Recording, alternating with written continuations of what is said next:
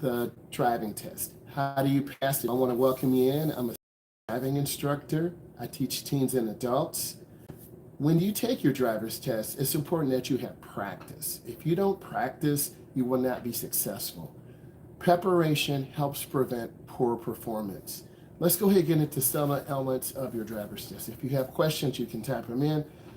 Number one, you do not want to exceed the speed limit. A lot of people ask me, well, what if I go over the limit? What if I go over the limit? You will get into a situation where you may get one warning and then you could possibly fail your driving test. Speeding is an automatic failure. It's important to drive at the speed limit. If you drive too slow, you could get a warning and that could become failure. Definitely if you drive too fast. We recommend familiarizing yourself with the area that you're going to be driving in. You need to talk to some of your friends, some of your besties who have already taken the test. It depends on where you are in your friend group. Many of you are at the high school level, college level, 20s, 30s. It really depends on your goals. And what I need you to do is type your questions in. I can answer those. Remember that you can lose points for driving too fast in road conditions. What does this mean? Snow, rain, fog, heavy traffic. You want to be mindful of heavy traffic conditions because if the speed limit, let's say, is 45 and everyone is driving 55, obviously you're going to be holding up traffic. You want to get over to the right lane. People who can't maintain speed will always go to the right lane. And what I need you to do is understand about traffic being in the right lane. People in the right lane tend to drive slower. They can't keep up with the flow of the traffic. So what I need you to do is understand what are your goals. And most of you who are looking at this right now want to pass your driving test. You have questions about your driving test. I'm a state certified driving instructor. So when you put your questions in, you're going to get those questions answered. I'm going to do a positive good for the community and you're going to be successful. So if the road is snowy or icy, you need to reduce your speed that is safe for the road conditions. Many states, provinces, locations around the world have speed limits adjusted to suit the needs of safety for pedestrians, safety for drivers, and safety for the overall flow of the community. So you really need, when you're driving, you really need to be looking left, looking straight, looking right. Where is that speed limit sign? Where is that speed limit sign? If you're not sure, I would say around 35 miles an hour. That is super important that you are consistent. Also, if the roads are icy or snowy, you need to adjust your speed according to show that you have adequate judgment.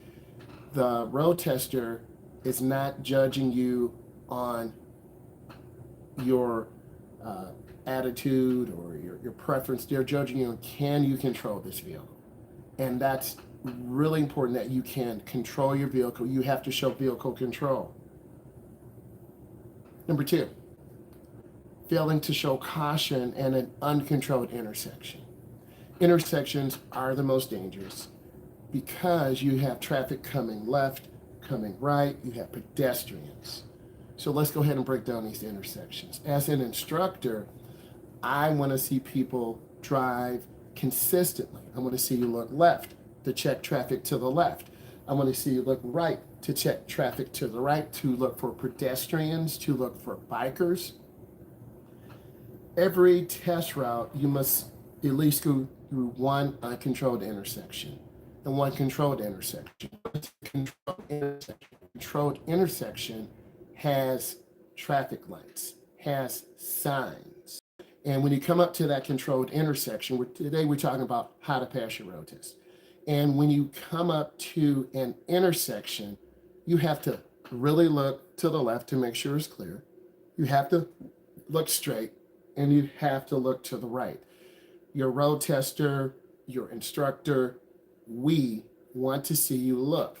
This shows people, your instructor, your road tester, that you understand the driving environment. And that's extremely important that you understand the driving environment. And when you understand that driving environment, You're going to be more successful, showing your tester, hey, I have control of my vehicle. Many times, beginning drivers, you need to look both ways. You need to demonstrate caution, covering your brake, having control of your vehicle. This is a lesser known test disqualification, but we will sometimes hear about it from disappointed customers because they literally blew through a yield sign. They literally blew through an intersection. When you're driving, you should feel peaceful. You should feel chilled. You should feel relaxed. And if you feel chilled and relaxed, you're going to more likely be more successful driving and showing that tester that you have control of the vehicle. Let's go to the next one. The next one is rolling stops.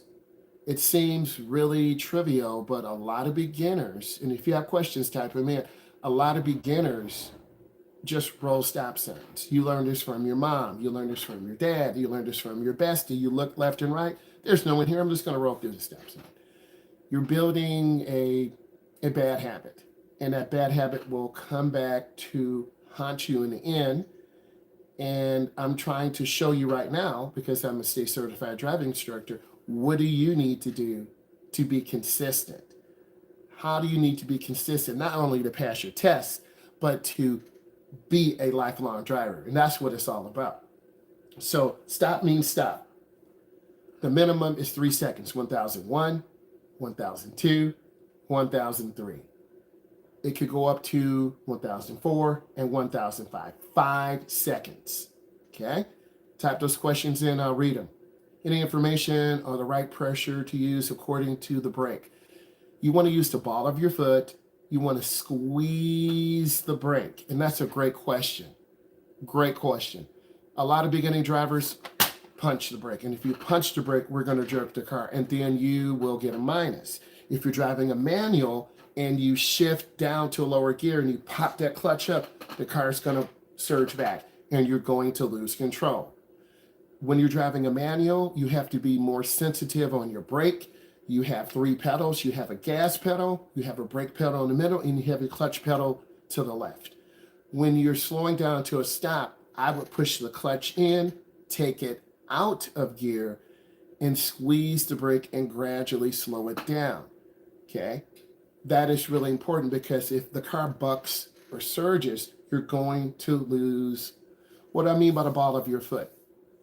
Right here, this is my hand, but right under your toes, you have the ball of your foot is to the left. You want to be able to squeeze your brake with the ball of your foot, not the tip of your toes, because your toes could slip off. We all know where our foot is, right? So use the ball of your foot. You wear shoes, that inside part, you want to squeeze the brake very gradually. That's a great question.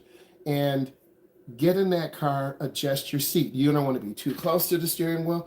You don't want to be too far away.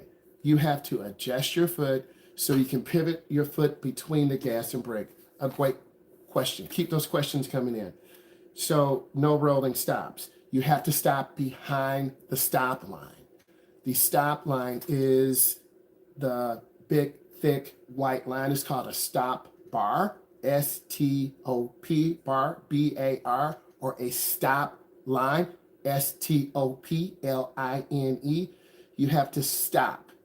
Then you remain motionless for 3 to 5 seconds, 1001, 1002, 1003. You have to look around.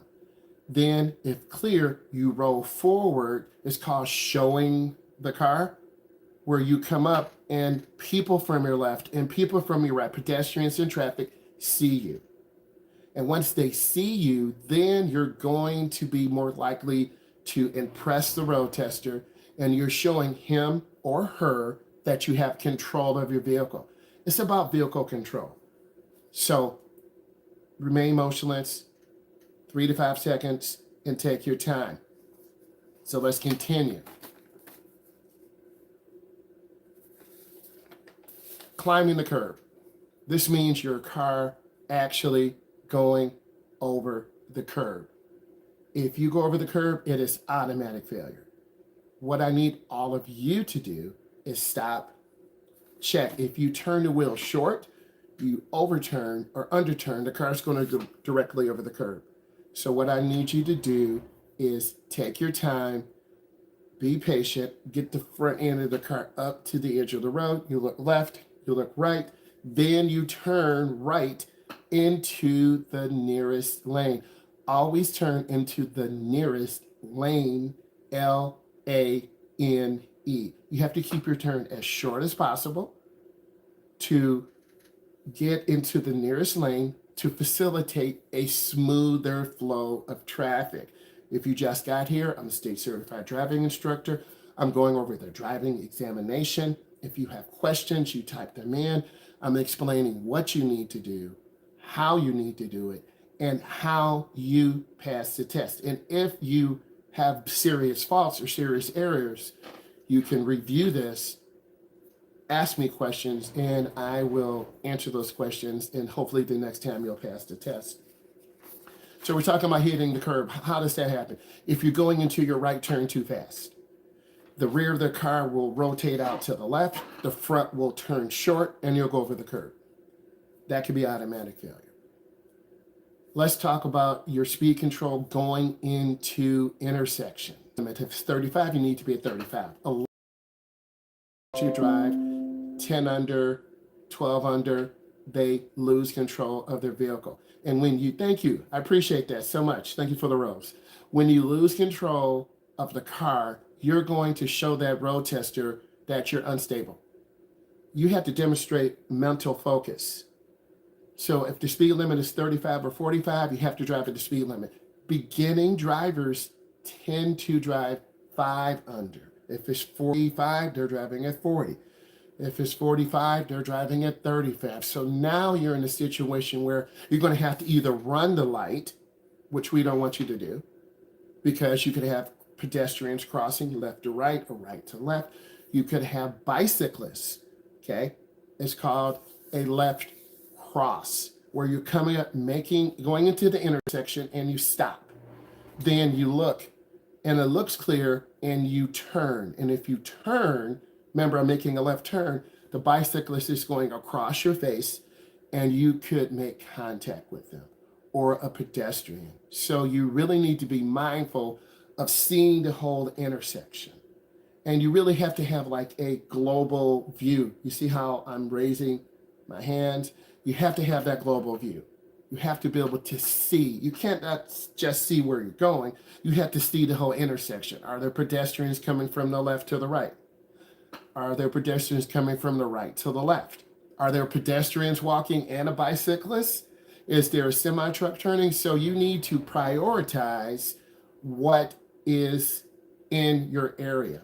Your road tester is going to simply sit in the passenger seat. They're going to give you a command. I need you to make a left turn. And you have to execute this left turn consistently. When you're in the intersection, you have a right to leave it. So let's pretend you're in the intersection on a green, traffic is coming, you're waiting, the light turns yellow, traffic is still coming, the light turns a yellow red. You're in the intersection. You have to wait until it's clear, and then you proceed through turning in the nearest lane, L-A-N-E. That is so important because you keep your turn as short as possible. If you're making a left turn, you turn by the two TWO, the two double yellow lines. If you turn in the wrong lane, that is a driving error, a potential conflict point, and my hands are coming up like two cars contacted. When you make your left, it's a 90-degree turn. It's not a wide turn. And beginning drivers make wide turns. So pretend we're making a right turn. If you make a wide turn, you're going to go into the wrong lane. That's a potential error. It can be grounds for failure. Any information on the right pressure to use when accelerating or braking? Very good question. What I need you to do is squeeze the brake very gently. If you are hitting the gas too hard, the car will lunge, go forward really fast. As an instructor, I don't want my students to do that. I want you to show me gradual control. Gradually squeeze the brake so we stop evenly. And if you're driving a manual, you should be squeezing your brake with your foot. And when appropriate, you downshift from fourth to third. You can use the engine's torque to slow you down. But if you pop the clutch out, the car will jump back and forth. Then you're going to lose points because you don't have vehicle control. Okay, let's continue. Great questions, keep them coming in. Failing to yield to a car or pedestrians, one of the biggest hazards of them all. As an instructor, I'm always emphasizing to my students, to all of you, yield for pedestrians. They have a right to cross. Any intersection is a potential crosswalk area, but there are no lights, there are no signs, it's uncontrolled. Again, any intersection is a potential crosswalk area, but there's no crosswalk. What I need you to do is yield, stop behind the sign, or if there's no sign, give them room, 5 feet, 6 feet, give them room so the pedestrians can walk right in front of you. Walk, W-A-L-K. Give them room and make eye contact. If there's a gentleman walking his French bulldog, then I want to see you looking and I want to see you scanning. I have to see eye movement, left, middle, right. It is so important that you understand this. Pop more questions in. Let's keep it coming. So really important that you know who has to right of way. A lot of beginners don't know who has to right of way. And the right of way is given. When driving, it is your responsibility to start scanning the road and sidewalks ahead of appropriate time when you get there. The good drivers start looking. I have a good driver named Ethan. Outstanding. He starts looking before you get there. By the time you get there, you see, you know, okay, there's 2 bicycle riders. I have to yield and slow down. Good drivers look before they get there. Average drivers look when it's too late. I'm giving you an example. You're walking in your hallway at home. You hear your little brother, sister coming around the corner. You're at an angle and you see them before they get there. Okay? They could run into you, knock your food over, whatever, drop your cell phone. So look before you get there. So when getting into an intersection, patience and being aware of all the surroundings key. This is so correct. This is so correct. Excellent. That is 100% what I need all of you to understand. You have to be patient. Some elderly and they're vulnerable road users, okay? They're vulnerable road users. The vulnerable road users are elderly people, bicycle riders, and pedestrians. Vulnerable road users. All of you on here, me included, we need to be more aware of vulnerable road users, pedestrians, who technically, if there's no sidewalk, should walk against the traffic so they can be seen. Technically, bicycle riders should be riding with the flow of the traffic. They should never be riding their bike against the traffic because we as motorists underestimate how fast they're going. They could be going 15, 20, 30, 40 miles an hour. And then we turn, maybe making a right turn into a gas station, a store, getting a smoothie. So as a result, they get striked. If you're a bicycle rider, you need to be wearing a helmet. You need to have the proper reflectors on your bike. And you need to look and make eye contact. It's your responsibility as a bicycle rider because they're part of the highway transportation system, the HTS, Highway Transportation System. And when you are making that right turn, you must look before, if I'm making a right turn, I'm coming up, you turn under your blinker, 100 feet or half a block, 100, 3 cars. The blinker is on, right is always up. Beginning drivers mix it up. They turn on the left blinker, other cars think they're going left, but as a reality, you're going right. So as that happens, you're confusing other drivers. So some cars may dip inside of us to the right, and your road tester or your instructor such as me, I want you to make a right turn to the light. You're like, okay, but you have on the wrong blinker. And then you get over to the right, and then you look over the wrong shoulder. So we've cut off a car. Someone is laying on the horn, dun, dun, dun, horn, H-O-R-N, and then now you're really tense. So what I need you to do is just relax, make sure, and I always say up is right, because I see in your mind you're thinking down is left. Use your pinky. You don't take your hand off the wheel, use your pinky. So let's look at some more questions here. Always give the right of way. It is a good mentality. This is correct. Give the right of way to little kids. Give the right of way to bicycle riders. Give the right of way to motorcyclists. Give the right of way to our elderly. If this is bringing you value, give it a thumbs up, rose, like, whatever you need to do. It is so important that you learn these fundamentals over time. It's one thing to learn how to drive. It's another thing to become a defensive driver. And I always teach all of you, because you're my family, I'm like your uncle. I'm always teaching you, did you see grandma walk by? Did you see the little kid on the bike? Did you see the bicycle rider with the carbon fiber frame and the purple helmet? Oh, I'm sorry, Unc, I didn't see them. Slow down, take your time, cover your brake. There are more. I love the questions. Let's talk about hand positioning for a moment. At the end of the day, your road tester, they don't care how you have your hands on the wheel. At the end of the day, you need to demonstrate vehicle control. So this is 9 and 3. This is 10 and 2. This is 7 and 5. 8 and 3. That's kind of, here's about 8 o'clock. Here's 3 o'clock. I'm kind of making the wheel small. I have very long arms.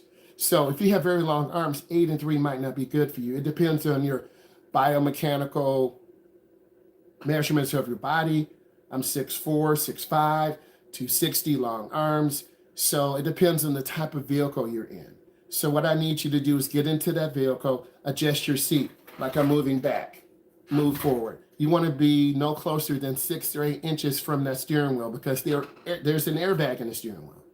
So I want to see you drive comfortably. It could be 10 and 2, it could be 9 and 3, it could be 7 and 5. It depends on how your mom and dad drive. It depends on how your instructor taught you. It depends on how your sister, how your brother, how your bestie, okay? So it just depends. 5'10", you're a little shorter arms, that might work for you. So everyone's a little bit different. And what I do as an instructor, I take the time when you first get into the vehicle, I come over to your side, drop the questions in, I come over to your side, and I adjust the seat. First, I put it all the way back. Your arms are straight, okay? Your arms are straight, that's too far. We want to have a slight bend in our arms. And if you have a slight bend in your arms, you can turn properly. Have the slight bend in your arms so you can control the vehicle, so you can turn properly. It's super important. And good instructors will take the time to help you. And I need all of you to type in, do you drive at 9 and 3? Do you drive 10 and 2? How do you drive?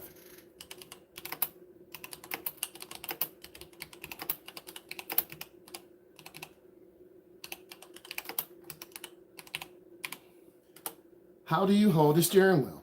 I need all of you to tell me. Are you 9 and 3? Are you 10 and 2? It varies, and it's really a personal preference where you feel comfortable.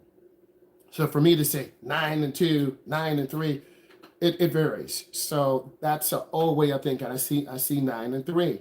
You have to do what's comfortable for you. Comfort is so important. And if you're not comfortable, you're going to make more mistakes. You're going to turn really stiff. If you're too far away, you won't be able to turn, and you're going to turn really wide. Okay? So yielding the right of way, we want to yield for bicycle riders, right? We want to yield for pedestrians. And if there's no sidewalk, pedestrians should walk against traffic so they can be seen by cars. You never want to turn your back to traffic. So when you're riding or driving your car and you see pedestrians, if they're going on the wrong side of the road, it's a dangerous situation. Bicycle riders, there's something called dooring. You, as a young driver, you need to give the bicycle riders one full lane. You need to give them room, okay? And it's super important because they have a right to the road. We are sharing the road with pedestrians, elderly, bicycle riders, scooters, school buses, semi-trucks, runners. So there's so many elements. So what I want you to do is take a deep breath, right? Take a deep breath for a moment. Okay? Relax a moment. And analyze. You want to be safe. SAFE. So when turning, which lane should I turn into? Close to the yellow line or close to the curb? If you're making a right turn, you want to turn to the curb lane. If you're making a left turn, TURN, you want to turn by the double yellow. It's a very important element because if you turn around lane, if you're making a left and you jump over to the curb lane, I'm making a right turn, we will have contact. And then that will be automatic failure because your instructor, and type these in, your instructor will have to maneuver because we do not want to have an accident. Accidents do happen. We want to be safe. We want to be consistent. Keep those questions coming in.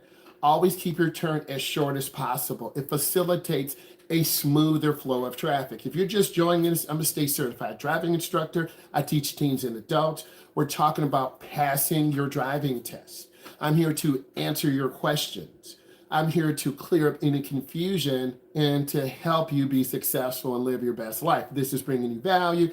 Thumbs up, hearts, likes, diamonds. Let's give it some value and let's go ahead and talk about this. Keep your turn as short as possible. We were talking about pedestrians. I want to educate you on this. So please listen. It's really important to know who has the right of way in traffic situations that you encounter. We talked about encountering vulnerable road users. Okay, and if you're listening, you should be able to type in some of the vulnerable road users. Who are these vulnerable road users? You should be able to type it in. This is your virtual class. Let's go ahead and get it. Vulnerable road users. Who are they? What do they consist of? One vulnerable road user are bicyclists. We have to give them a full lane of traffic. Okay? I'm struggling with trying to keep a steady speed, not going too heavy. A lot of beginner drivers, from my experience, barely push the gas. So if the speed limit is 55, we're at 40. We're 15 under. We're at 45. We're 10 under. So here's what happens. The light is a quarter of a mile ahead. You are 10 under the limit. The light's green. We're a quarter of a mile away. It's a stale green. And you should know what a stale green light is. The light has been green a long time. It can change to yellow at any time. So we have 2 car lanes before we are in the intersection. The light turns yellow. Now we're forced to make a decision. Do we speed up and accelerate through? Kind of dangerous. Do we slam the brakes? Dangerous. So what I encourage all of you to do is have gentle, lightweight pressure on that gas pedal and gradually increase your speed. You have to stay with the flow of the traffic. So what I need you to do is stay with the flow of the traffic. If you're going a little bit fast, you lift your foot off the pedal. And over time, you will get better. Is it Amora? Hopefully I'm pronouncing it right. You will get better. And if you push too hard, you'll go too fast. If you don't push enough, you'll go too slow. So speed control comes around that third. Thank you. So what I want you to do is practice holding that pedal, and then the car will respond. If it gets up to speed and you hear the motor going, then you lift your foot and then check your speed. If you're going too slow, you push a little bit more. Every car is different. Every driver's ed car is different. Every regular automotive manufacturer car is different. And if you're driving a manual, now you have to push in the clutch shift to second, and then you accelerate up to about 35. Now you're up to 35. Let's say the speed limit is 50. You accelerate, you push the clutch in, you shift up to 4th gear. So every car's a little bit different. You're going to have to experiment. Now, if you're going downhill, you will increase speed. So you're going to have to adjust your speed to match the conditions of the road. I'm here for you. This brought you value. Drop a rose, drop a like, drop a diamond. I need more of you to ask questions. This is why I'm here, to see you be successful, to see you get ready to take that next step in life. And that's so important. Okay. So we talked about failing to yield, the car for pedestrians. Pedestrians always have the right of way. Pedestrians and car conflicts happens in parking lots. Pedestrian and car conflicts happen in downtown areas. Pedestrian and car conflicts happen when pedestrians are not walking where they should be. What do you mean? The intersection is 100 feet away, a pedestrian pops out between cars. You didn't expect that. So what I need you to do when you're driving, we're talking about driving in North America. If we're driving in the UK or Australia, we're driving on the left. Same principles apply. You have your car properly centered. You don't want to hook the right because doors can pop open. That's called dooring. I talked about that. If you're riding your bike, and many of you have, if you've been riding your bike, just put in bike. Okay? If you've been riding your bike. So, you're driving along and all of a sudden a door pops open. You're riding your bike. All of a sudden a door pops open. That is called dooring. What drivers need to do, if I'm in the car and I'm on the left side, I'm driving in North America, you need to reach over, use your right hand, and open the door. It will turn your body so you can look, because a lot of motorists have hit bicyclists because they are not paying attention to the environment. So you have to pay attention to the environment, okay? I'm gonna give you some information.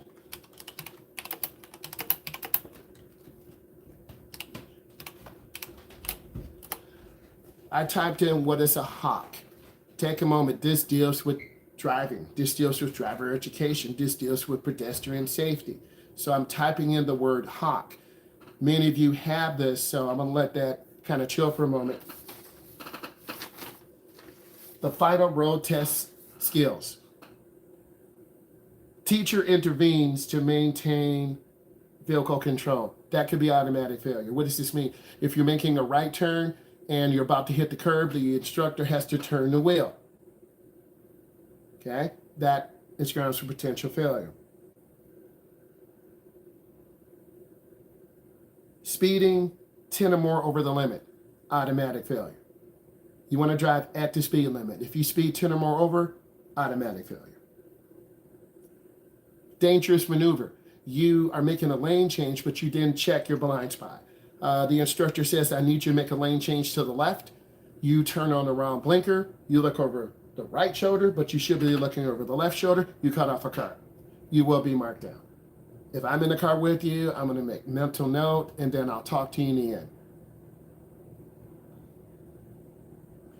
You strike an object, automatic failure. Okay? I asked you what a hawk is, not the animal, the hawk, H-A-W-K. A hawk is a design where the pedestrian pushes a button and a series of lights light up to get attention to road users.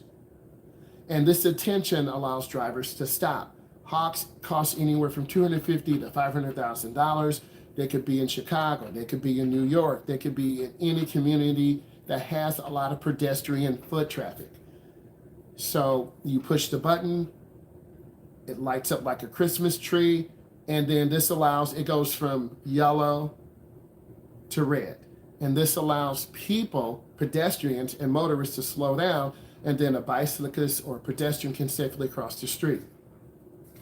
I'm giving you some other information, so you really need to be listening. You need to be putting your comments in.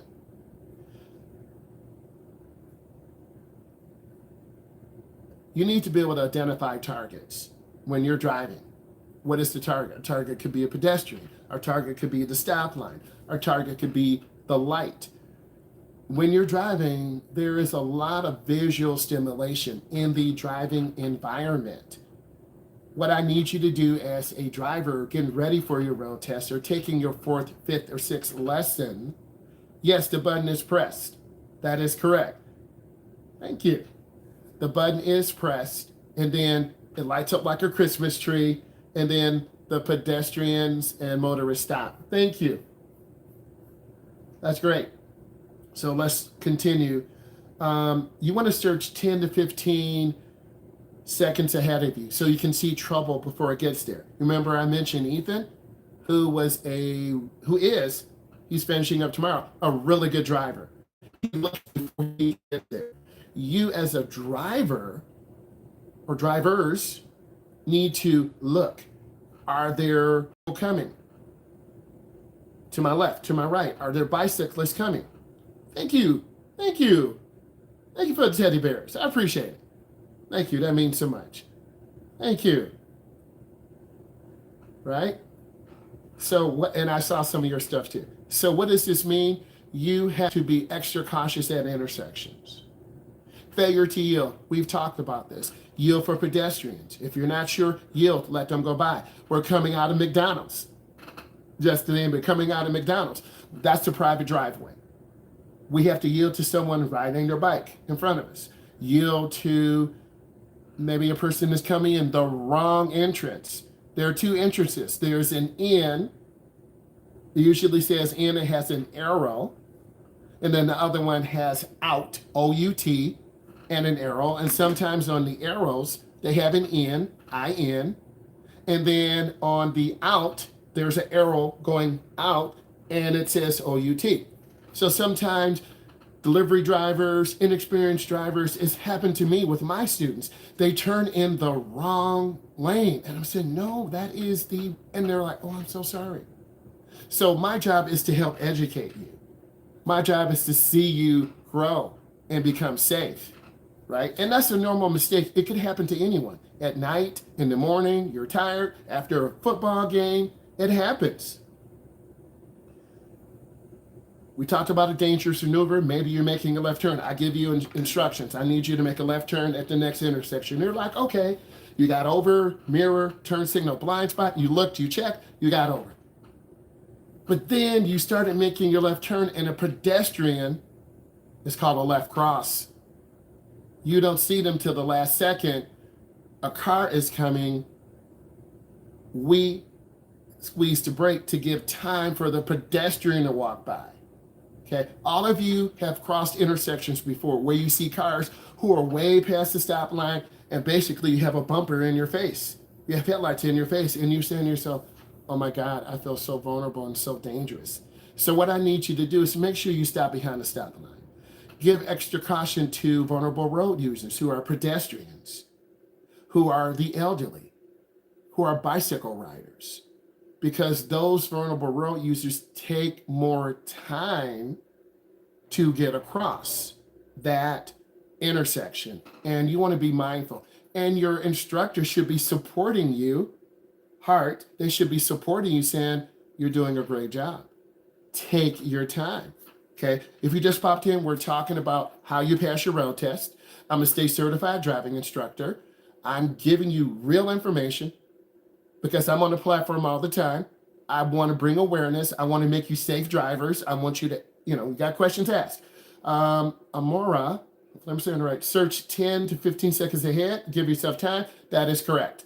It could be 2:30, 2:45. Little kids are going home. You could have school buses. Little kids are getting out of the bus. Mama, I drew a dinosaur. And you're saying, oh, I got to wait. Right? All of you are in school now. Many of you, college, high school, parking lots are very dangerous for pedestrians in the morning. Your principals are getting in, your teachers are getting in. I'm a teacher, right? Your teachers are getting in, and you look left and right. You look between cars. You look for feet. You look for the sound of a car. You were taught as a young child, when you come up, you look left, right, left. You look before you cross the street. But yet we have little kids who don't. You are the adult. You have to slow down. It's a fact. Slow down so people can see you. You can see and be seen. And if you're not sure, give the little kid the right of way. You stop, you look at them. Come on, you can go by. Make eye contact. Don't be scared of eye contact. Make eye contact with them, right? Let's keep going. You want to do those pre-driving checks. You want to get into the vehicle. You want to lock the door, put on your seatbelt. You want to make sure there's nothing leaking on the ground. There are no nails, screws, any floods. You want to turn head to identify targets prior to turning. Remember I mentioned Ethan, one of my very good drivers? You have to, hello, how are you? You have to look ahead. You want to separate yourself from the average driver. I want to separate myself from the average instructor. I want to give you knowledge. I want to hear your success story. And that's so important. Amora has shared a lot of great information, and I'm appreciative. Okay. And I need all of you to share your journey because I'm very passionate about driver's education.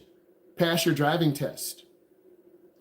You want to use controlled emergency braking. Sometimes I have students, when there's no one around, they hit the brake and squeeze it really hard just before lockup because a deer could come out, a kid could come out, a truck could back up. So you have to practice that.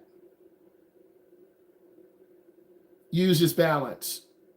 8 and 4, 9 and 3, 10 and 2.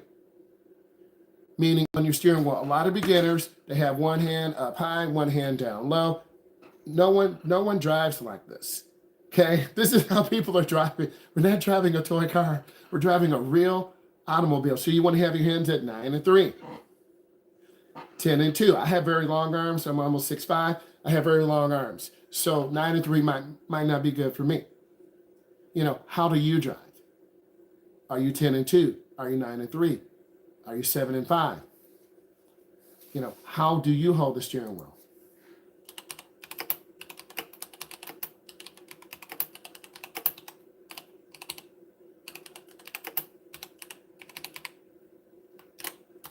I just put in there, how do you hold the steering wheel?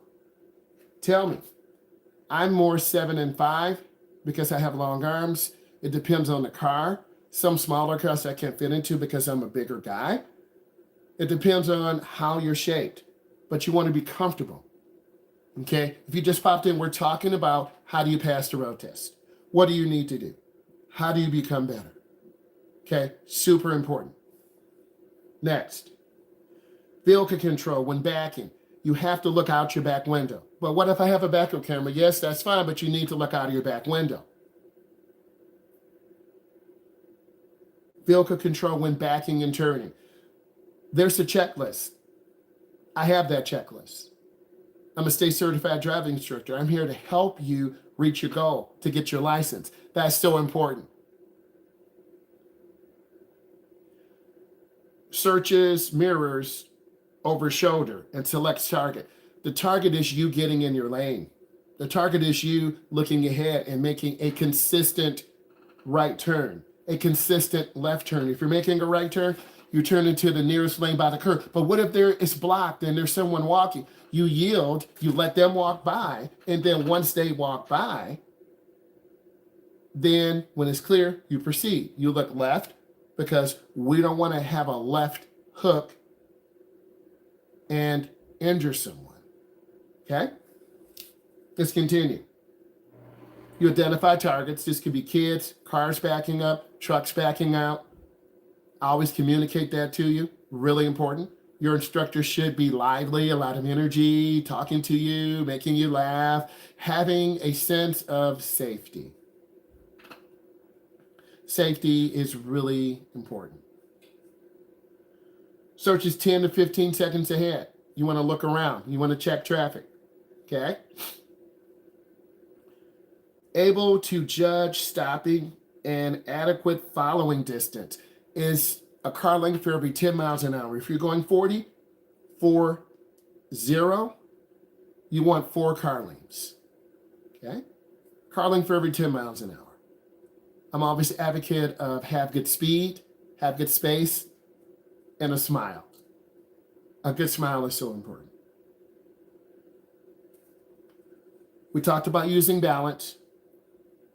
8 and 4, 9 and 3, and AAA, because I'm here in the United States, they're one of the major automotive safety organizations. Excuse me. They advocate 7 and 5 because we know there's an airbag in the middle, right? We understand that. So you, as a driver, want to make sure you're having your hands held properly. Very important. Head turning. If you're turning left, I should see your head turning left. If you're turning right, I should see your head turning right.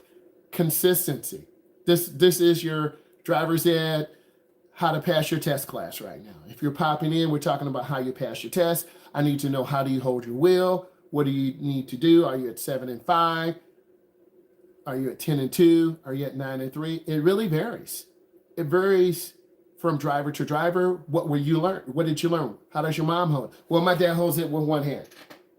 That works for your dad. Your dad's been driving over 25 years. We're not going to mess with him. But you're not good enough for that yet. Well, my mom turns underhand and throws it. You know, how does your family hold the steering wheel, right? I'm typing in some questions.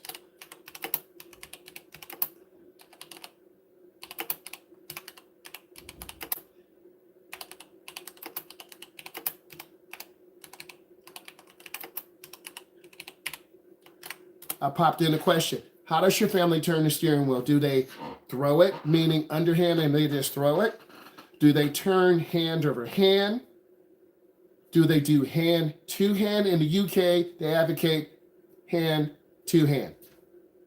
In the United States, hand over hand. It varies. In the United States, we tend to have more automatics. About 90% of our cars are automatics. In the UK, it's opposite. I know how to drive a manual too. They're quite fun. You have to work on your timing with the clutch, with the gas, with the brake. I learned to drive on the Volkswagen. And my cousin, it was a great experience, really fun. I kept stalling the car out.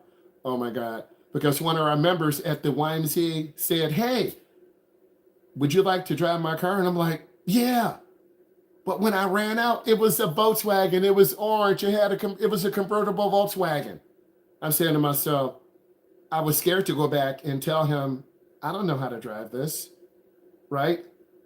I was 16 years old. I don't know how to drive this. That's what I should have told him. So I saw, my uncle, he had an MG midget, right? MG midget, yellow. I remember that when I was little. He took me, it was a beautiful car, yellow MG midget. So, in fact, he lives over in Amsterdam. So if we got anyone here from Amsterdam, or where are you guys living? What part of the country are you living in? What part of the world are you living in? So I saw him drive. And this was like 8 years later, because I got my license at 16, I was driving a Volkswagen. I didn't know how to shift it. I remember starting it up. I had to push the clutch in to start it. And then I let the motor warm up and I got in the first gear and I stalled it. Right? Robert was the gentleman who let me borrow his Volkswagen. Little did he know, I basically almost killed his clutch. Right? What are your driving experiences, right? But it took me, I stalled a car out 4, 5, 6 times at the intersection. I was so nervous. I was so scared. I finally started, I got over to my cousin's house. And Tina, that's my cousin. One of my cousins. I got a bunch of girl cousins. So picked her up. Excuse me. We drove around. I'm stalling the Volkswagen out, trying to shift. What my problem was, I was letting the clutch up too fast. And I kept stalling it out and stalling it out and stalling it out. So that experience shaped my life.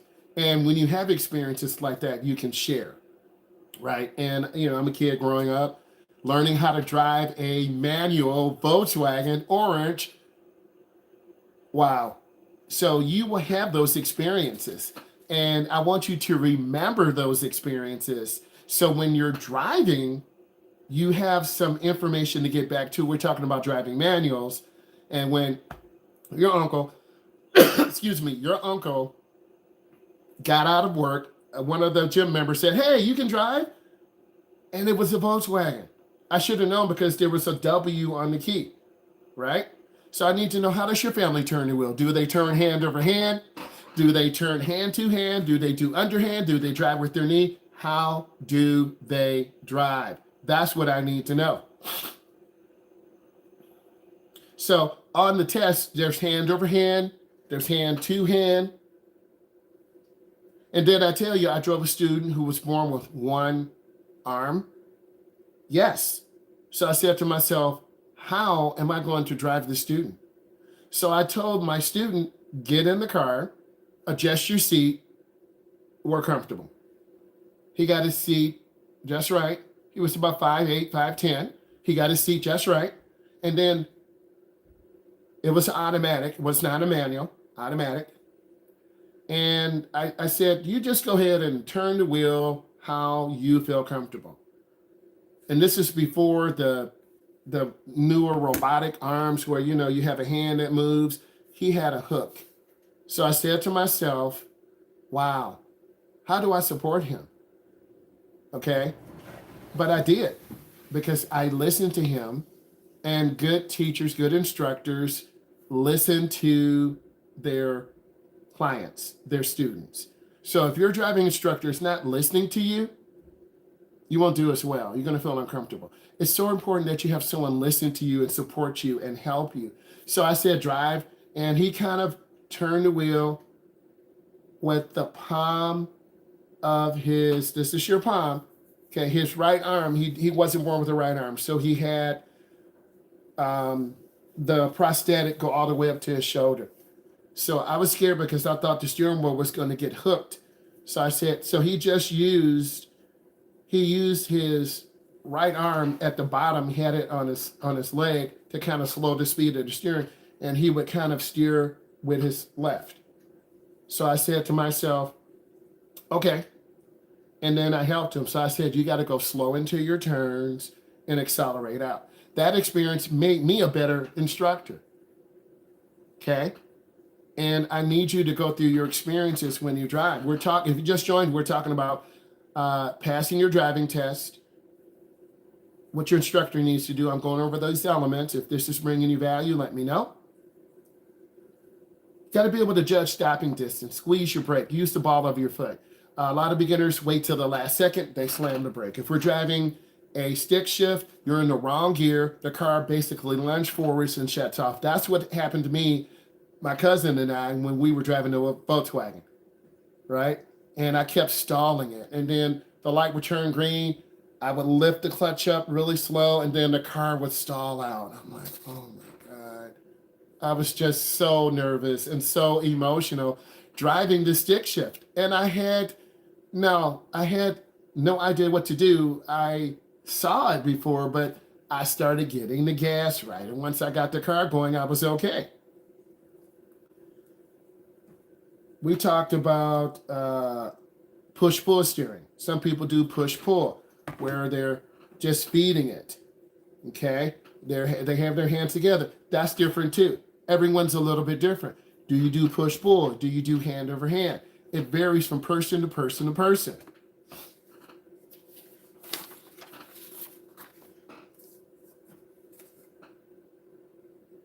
Looks for an open space. When you're driving, beginning drivers have to look for open spaces. You can't just roll right out. So I talked about this earlier. When you come up to the edge of the road, it's called showing the car. You want to look left. I'm looking left. You want to look right. Remember I mentioned my student named Ethan? Really good driver. Ethan's going to be done tomorrow. He's going to have his license tomorrow. He's going to go on his final drive. Ethan is a very good driver. Why? He looks before he gets there. Okay?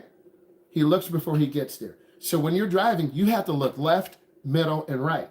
So it's just a head check. Your chin should go to your shoulder. Okay? You have to look. You have to check. You learn this as a little boy, a little girl. So if you're driving with me, pretend I'm your uncle. Okay, get in the car. Here's the keys. Put it on the seatbelt. Adjust your mirrors. Get your seat right. And then we start the vehicle. And I got to see you looking. We back up. You look out of your back window. You turn left. I want to see you turning left. I want to see you look at oncoming cars. And when it's clear, you go into the middle. You turn into the nearest lane. And we talked about this earlier. Turning into the nearest lane is turning by the double yellow. Turning in the nearest lane on left turn is not going to the far shoulder lane. That's failure. You're going to hit a car, wheel get marked down. So I want to keep you safe. That's my job. And I'm here to help. But what if I need to make a left turn to get to the right lane? You make your correct left turn first, you look, you check, you turn on your blinker, then you get into the lane, right? Let's continue. I'm going through the list so you get value. I'm not just making this up. I'm a state certified driving instructor. I teach teens and adults. That says something. So if you have questions, you need to be putting them in. Maintains proper lane position. Remember I talked about that? A lot of beginners drift to the right. A lot of beginners drift to the left because all of your life you have been driving, you've been sitting in the passenger seat. When we talk about driving in North America, if we're driving in the UK, they drive on the left. You still have to have good lane positioning. It doesn't matter. Let's talk about parking for a minute. Angle parking. Shopping malls, they have angle parking spots to get a lot of cars into a really condensed area. Really important. Have that car properly set up so you can split the parking area. I have some good videos. Look at them, check them out, leave questions. Parallel parking, the big elephant in the room. You've got to practice this. You've got to pull up next to a vehicle, put it in reverse, you reverse back, you cut your wheels all the way to the right. The rear of the car goes in at a 45 angle, and then you turn back. On our first drive, we do this 7 to 12 times in neighborhoods. We make 12 right turns, 12 left turns. Your instructor should be taking you in neighborhoods, making right turns, hand over hand in, hand over hand out. Don't look down at your steering wheel. Don't look down at your speedometer. Look ahead, aim high, see your driving environment. Are you in a neighborhood? Little kids, pedestrians. Are you in a school zone? Your friends are getting out. There's your bestie. There's your friend. There's your football player. You have to look between 3 and 5, 2 to 5 is very dangerous. Why? We have a lot of inexperienced drivers coming out.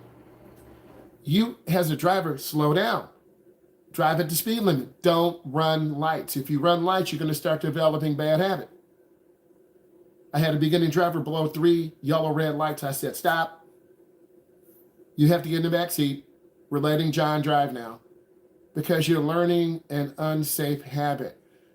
I have a responsibility to all of you, and I care. I care. So that responsibility means I tell you, I show you the right way. And every single year I get better. I have to elevate. I can't tell you the same thing I did last year or the year before that. Good instructors, good teachers, good doctors, good nurses, good surgeons are always elevating. Are always getting better. Thank you, Deion Sanders. I want to elevate. I need all of you to elevate. Where are you at in your driving journey? How many years have you been driving?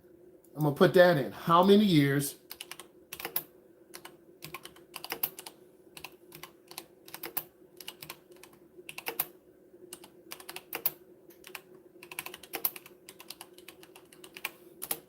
How many years have you been driving? Is it your first year, which is fine? The first 90 days are the most dangerous. How many years have you been driving? As you drive, it takes 10 years. If you're 15, 25. If you're 16, 26. If you're 17, 27. If you're 18, 28. If you're 20, it's 30. It takes 10 years for you to really understand rain, snow, fog, road rage, heavy expressway driving, night driving, construction, downtown areas. I'm talking about downtown Chicago, downtown Detroit, Dallas, Texas, LA. I've been to LA a couple years ago. So you have to drive, and your mom and dad should be taking you out. Oh, my mom and dad don't want to take me out. You won't learn. You're going to be 25 years old. I don't have a lot of driving. How many years have you been driving? So important. So you need to tell me that. And we're going to continue. You have to know how to parallel park. It's a mandatory parking maneuver in many states. Safe driving behaviors. Number 1, automatically puts the seatbelt on. I'm looking for this when you come into the vehicle. Automatically put your seatbelt on. It's really important. Put your seatbelt on. That's the first thing I need you to do. Next, maintains proper speed at all times. If you're in a school zone, drop your speed. School zones are 25, it could be 15.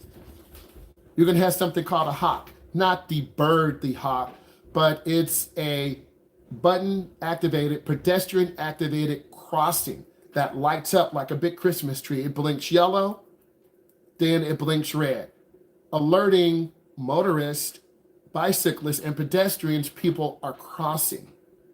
So you need to know what a hawk is. You've seen this before if you live in a huge metropolitan area. Identifies and understands and responds appropriately to traffic signals and signs. I just told you about that. You have to respond appropriately. What does this mean? If the light's yellow and you can safely slow down, 1001, 1002, 1003, you made a beautiful stop. You didn't slam brakes. And a lot of beginning drivers get rear-ended because you slam brakes. Don't slam brakes. Squeeze the brake. I had one person say, well, what is the ball of your foot? You squeeze your brakes. You don't push them real fast because we'll stop real fast and get rear-ended. I see this as your instructor. I don't always tell you these things because I want you to be in a relaxed state. I want you to feel good about yourself. So we drive with speed, S-P-E-E-D, good speed, good space, S-P-A-C-E, and smile, S-M-I-L-E. I'm always smiling because I'm happy and I want to make all of you happy. I want all of you to grow. And it takes work. You need to have a parent who's positive, who is supporting you, who's not screaming at you, because we don't need to be screamed at because it hurts our inner child, right? And we all have an inner child. We all want to be loved. We all want to feel cared about. And I've read many of your comments. My instructor didn't teach me. They were mean. They screamed. Learn from that experience. Look at my content and learn, because we're all learning together. Understands the different vehicle capabilities. A big truck or a U-Haul truck where pedestrians or regular drivers are driving a bigger truck, you can't drive a truck. I'm going with the U-Haul truck because many of you know U-Haul. They are trucks that, excuse me, they are trucks you can rent if you're moving and you're not used to driving a 30-foot long, a 40-foot long truck, and you try to stop like you're a car, you're going to go through the intersection. You're going to sideswipe someone. So I have some content like that on there. You can't drive a truck like a car. You can't drive a car like a truck. You can't do that. So you need to drive at a good speed. You need to be safe. You need to adjust your mirrors, particularly on a bigger truck. Yields to pedestrians. Pedestrians always have the right of way. I've always talked about this to you. You got to yield to pedestrians. Demonstrates the ability to select a gap and avoids hesitation. I remember reading a comment, my driving instructor failed me. No, you failed your driving instructor because on your road test, your road tester is not going to tell you, okay, it's safe to go. At those intermediate levels, and that's what I teach, 17, 18, all the way up to 75 years old, I teach that. And I want you to be safe. A good instructor is not going to put you in danger. What does that mean? They're not going to say, just make your left turn, and there's a truck coming. They're not going to say, make your right turn, and there are 5 pedestrians coming because we're in downtown Chicago. And there are people walking. It's called shooting the gap. We're not going to shoot the gap.